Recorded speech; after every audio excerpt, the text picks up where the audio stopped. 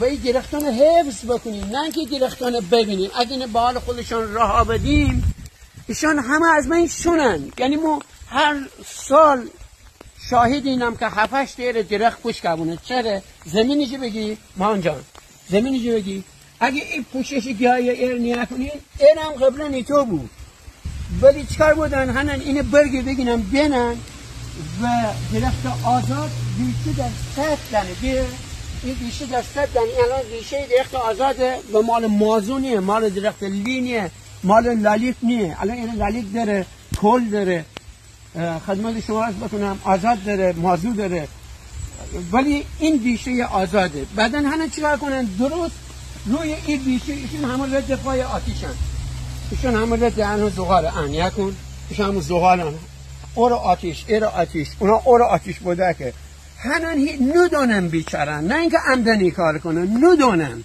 ما بارها باتون بودم همون دونم که شما ندونین. هنن این ریشه سا آتیش کنن. آقا 15-20 نفر تونن این درخت آزاد هول بدن بگنن، برای اینکه ریشه افشاندنه، ریشه تو عمق نه. اون درخت توت بگنن فلان کسی تو چی بوموره دنی، چی مثلا گودگله ایستی، چی قوم ایستی، چی ریشه ایشون دنی. ولی آزادی تو نیه. درخت توت حتی مازون درخت ریشه عمقی دنه، ولی آزاد نه. این از فتم اینسا، یعنی وقتی اگمین یکنی یا خیلیشش افشانه حیوان ایتو بخواهد همین که خودرو و خود تکثیر ایسته. خدمت شما عرض بکنم قطعا ایشان جزو درخت های هیرکانی هستن که از دیرباز در گیلان میان روش نمو بودن و این تعداد درخت بازم اینو بگی بلا نیسته، این تعداد درخت واقعا توی جلگه میان وجود ندانه. یکی از اهدافش اینه که حفظ درخته و ایتو ایره آتش نکنن که این حیوان چیست آتش.